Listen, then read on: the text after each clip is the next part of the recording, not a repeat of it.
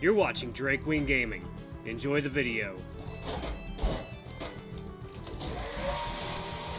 Hey guys and gals, Nary here from Drake Queen Gaming, and 70 Mountains Wood of the Gaming Drag. Today I'm coming back at you another Let's Play episode of Moonlight Castle, Dylan's Path. So yeah, let's go ahead and jump right back into it, shall we? Alarm chain, you are up, and let's go. Alright. Ryan tilted his head, seemingly confused. Somewhere in the back of my mind, Blake's words from yesterday were still lingering. I wouldn't want to give others the wrong impression that I was dating someone. For some reason, such misleading situations seemed to happen a lot when Ryan was around me. Ryan, would you mind staying for a moment? I'd like to have a chat with you. Russell chimed in and took the bear's attention. I need to go. My class starts soon. I'll see you at lunch? I nodded at Ryan and swiftly left the place. I wonder what those two were going to talk about. Russell did give me a nudge when Ryan wasn't looking. Was the bull trying to keep the bear busy so that I could excuse myself? Hopefully he didn't think that I was dating Ryan. We were just friends after all. It was true that Ryan and I were maybe closer than everyone else, but I had no feelings for him. I didn't think I was ready for that kind of relationship anyway, and in my current situation, it'd be a hassle to be dating someone. I did a facepalm as I realized that I was overthinking this again. There was no reason for me to keep dwelling on it this much. Maybe Ryan was just a very affectionate person, and that was all there was. I really should focus my attention on hanging out with my friends and having fun on the trip. Whatever was going on between Ryan and Russell shouldn't be my concern at the moment. By the time I started to feel my surroundings again, I found myself already in a seat, waiting for my class to begin. I'd zoned out for so long that I almost lost track of time. I was too busy pushing away stupid thoughts. It sucked to study alone, however I couldn't do much about it. Only Liam and I shared a similar career path, so I didn't have a lot of chances to see my other friends in the same class. I checked around the room, trying to locate my Lynx friend. He was supposed to attend this class with me, but I couldn't see him anywhere. I thought that we'd meet up and talk about the night, so I assumed that we wouldn't skip the lecture today. Though, recalling the way he acted yesterday, I began to worry. Liam? Where are you? The lecture's about to start. My text went through, but it wasn't read. I thought about calling him. However, I gave up the idea as soon as I saw the professor walk in. I tried to think of something useful, and then I remembered that Dylan seemed to know Liam well. Their conversation implied that they'd already established a form of friendship. If I remembered correctly, they were kind of a pair of partners in crime or something.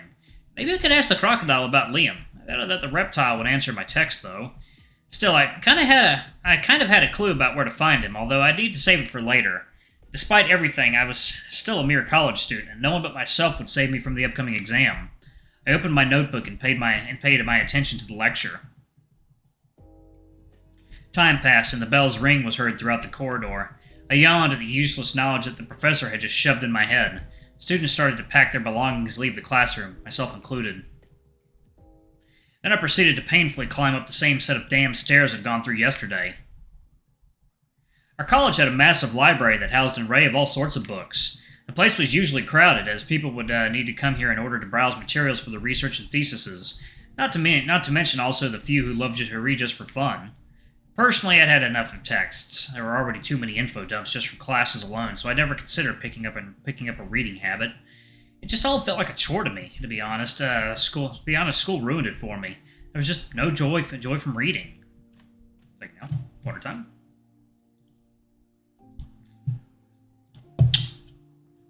The only times I'd voluntarily drag my feet in here were when I needed to cite some garbage in my assignments. I was rambling in my head again, wasn't I? I came here to look for Dylan, hopefully not in vain, though. I wasn't going to shout his name, either. That would have been embarrassing to both him and to me. I promised the crocodile not to reveal his so-called secret. The fact that he asked for such a promise would make it clear that he didn't want anyone to find out that he actually came here often. With that in mind, I figured that if Dylan was here, he'd probably be somewhere secluded or in a corner, where nobody could see him.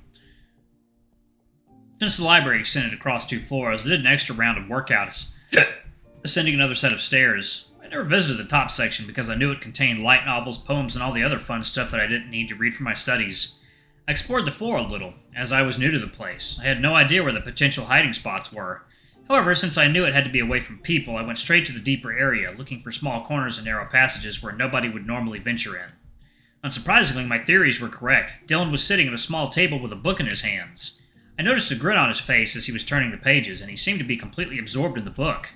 Scared of both approaching him and being spotted, I hid myself behind the bookshelf. I didn't want to upset him, and I didn't think it'd be smart to just casually walk directly to him. I scratched my head and adjusted my hat as I thought of a solution, but I just couldn't come up with anything. My heart started to race. I didn't know why I was acting suspiciously like some kind of criminal, making it way harder than it needed to be. I took a deep breath to recollect myself.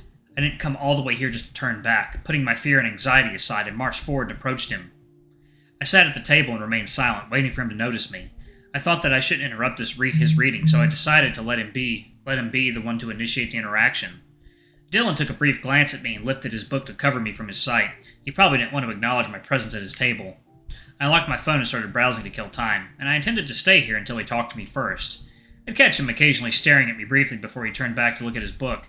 He seemed annoyed, but he didn't say anything. Why are you here? I wasn't sure how long it had been when he finally spoke to me. I wanted to talk with you. No thanks. He then continued to be fixated on his book, and I was back to square one. My patience was running low, and I didn't think that I was going to wait any longer. If you just hear me out, I could leave faster. Wouldn't that be better for you? After a moment of mulling it over, he moved the book just slightly so that it was out of the way. Did you tell anyone? About what? He stared at me quietly. It was obvious what he was talking about. No, I didn't. You better not. I have a reputation to maintain. I raised a brow. I thought reading was nothing to be ashamed of. Second, y'all. Water time. Alright, y'all, and we are back. Let's jump right back into it, shall we? Okay. In fact, one should be proud of having it as one of their hobbies. It seemed like a noble trait that should further improve their reputation. Therefore, I didn't exactly understand his logic. Are you afraid that people will find out you like reading? Why? Fuck off. I don't like reading. I hate it. You seem to be enjoying the book you're holding, though. I saw you smiling. Immediately, Dylan chucked away the book. No, I said I hate it. It's an assignment that a goddamn professor made me do, okay? They're forcing me to read whatever book I can get. It sounded like a blatant lie, but I gave him the benefit of the doubt anyway. I'm not the right guy to say this, but reading can be pretty fun. There's no shame in liking it. While he was grumbling, I stood up and walked over to pick up the book that he threw. The cover was slightly damaged by the impact. It was pretty upsetting even for me. Look what you've done! This book did nothing to you! I caught a glimpse of sadness in his eyes, and I was inclined to believe that he deeply cared about the book. I can't read for fun. I'm taught that it's a hobby for girls. Seriously, that's the dumbest thing I've ever heard. Just forget it. I don't like books. I'm a man, and I enjoy only things that a man should enjoy. My mind went blank for a moment. What I just heard was kind of baffling. Are you okay? I'm concerned now. I don't want your pity. I'm fine. I wish Dylan wouldn't push me away, but I didn't want him to think I was forcing him to talk, like Ryan was. I just wanted to get to know him better and maybe find a common interest, something that both of us would enjoy, something that would help him open up. When can you teach me? What are you talking about? You said you'd teach me how to fight. He paused a bit and he appeared less upset. Fuck, I did say that, didn't I? Yes, you did. Fine. I'll do it if it'll make you leave me alone afterward. Consider it a payment for the notes. Dylan returned my notebook, and it was surprisingly in good condition. After seeing him throw the book across the room earlier, I thought that my notebook was a goner. Please answer my texts. What a nuisance. I'll try, but no promises, okay? Anything else, or are you done? One more thing, actually. I need your help to find Liam. Who cares about that fucker? Why are you asking me?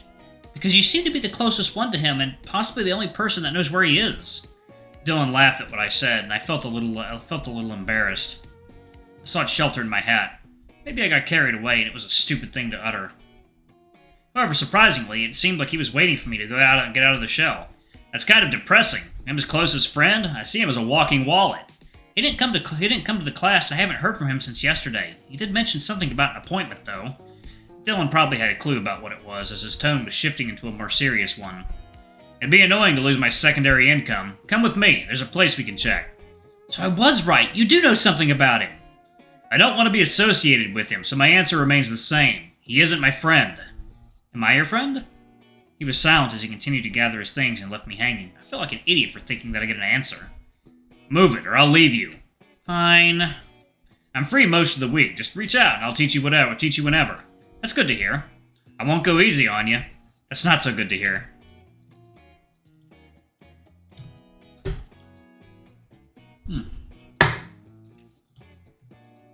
Dylan grinned and I let out a chuckle. I knew that was probably the most interaction I could get out of him for a day, therefore I considered it a small win. Dylan brought me all the way to the yard behind the school's canteen, and he continued to walk even after we'd arrived at what seemed to be a dead end. For a second there, I thought he'd just keep walking, go through the wall, and then leave a hole in it, just like he did in one of the silly cartoons. The bitch is hiding here. I turned to look in the direction that Dylan's muzzle was pointing in, and there he was. Behind a shack, there was a small space, and Liam was there, fiddling with a large bag. Never in a million years would I have thought of checking here. Dylan knew the feline better than I did, without a doubt. Though, if I happen to find such a hiding spot by myself, I'd honestly expect to find Blake here. Liam? The lynx was facing the wall, standing in the deepest corner where nobody would have noticed his presence. He closed the bag he was digging through as soon as he heard my voice. Joel? You're someone I'd never expect to meet here. What are you doing? You mean this?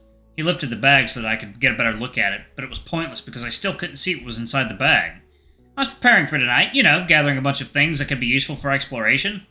I was so focused on the part about having fun and hanging out with everyone that I forgot about the part where he talked about the castle. Ah, I see. Liam tilted his head as he forced a smile. He knew that no one believed him, and neither did I. However, it seemed he appreciated the fact that I didn't say it out loud. I saw your messages. I'm sorry that I skipped the class and didn't answer you. Things are busy at home. Then I rushed here to pack stuff, and it took so long that I didn't think I'd make it back to class. Is everything fine? Yep, all good. If you say so, then that's good. Let's get inside. It's almost time for lunch, and someone has already taken the initiative. I turned around to look, and Dylan was already gone.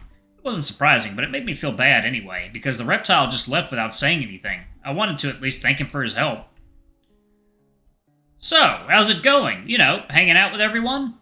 It's been fun. Everyone is cool. Well, aside from the one guy who was being difficult to talk to, you're missing out. I'm glad to hear you're taking your job seriously. It's not much of a job. Stop talking like that. I'd plan to do this even if you didn't ask. Really? I should have known. Liam snapped his fingers, suggesting that he could have gotten me to do what he wanted without having to strike a deal with me, and that annoyed me a bit. Therefore, as he and I entered the building, I pointed my finger at him. It's your turn now. As I finished saying that, he realized he had to hang out with me. I held back my laugh. It was time to play his game. Well, I suppose you're right. Let's discuss our plan after lunch. You're not going anywhere this afternoon. Ha! You got me, officer! His hands raised in the air. Liam surrendered himself to me. I took his paw and dragged him inside the dining area. You're now under arrest. Don't resist or I'll have to punish you. What am I being charged for? The biggest crime of all. Friendship. God damn. This is so stupid. Liam shook off my hand after that. We looked around and saw that the other students could have been watching us. It seemed that the lynx wasn't feeling exactly comfortable walking around while holding someone's hand either. Second note, water time.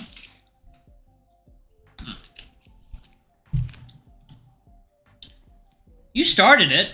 You were totally playing along, though. Annoyed, I blushed. I shouldn't be the one to blame this time, should I? The lynx crossed his arms and contracted his mouth into one of those annoying smirks. Seeing that made me decide to give him a taste of what I thought Ryan would do. I tried my best to do an impression of the bear, flashing the widest, warmest smile I could muster. Yeah, it was fun. Even you can be a nice guy. Even you can be nice when you try. I wanted the compliment to make its way into the lynx's chest as deeply as possible and deliver the biggest punch. Thanks, I guess. Liam looked uncomfortable, and there was no further response. He was probably so used to hearing insults that he didn't know how to handle a compliment, and it showed. His face was bright red under those glasses. Would you mind? I'm trying to eat here. No gay shit at this table. Holding a burger and about to munch it, Dylan shot us a glare as soon as we arrived at the table. I don't think I did anything gay. Liam tapped me on the shoulder. You were holding my hand. Oh, it wasn't what it looked like. Although I said that, I couldn't come up with anything to back it. I went silent, and it took so long for my brain to regain its ability to articulate meaningful sentences that even Liam was having the wrong idea. So that's why you were so insistent on hanging out with me. Wow, I didn't know you had a crush on me. That's flattering, I have to say. Was this karma for what I done to him and Ryan? I don't have a crush on anyone. Stop saying it like that. All right, I won't pressure you. My buddy Joel can confess his love to me whenever he's ready. Alright, y'all, I'm going to pause it right there. Thank y'all so much for watching. Don't forget to like, comment, subscribe, ring that notification bell, and check out our Patreon if you can. It always helps. Before I go, I'm going to give a quick shout-out to our lovely bronze tier patrons. Thank y'all for all you do for the channel. We greatly appreciate your support. Thank you to our silver tier patron, Cade Silverman. Thank you for going a bit above and beyond. It's greatly appreciated anyway. If y'all want to get your names in the credits, get access to all of our Not Safe for Work content as little as $5. Alrighty, I love you all, and I'll see y'all in the next video. Bye-bye!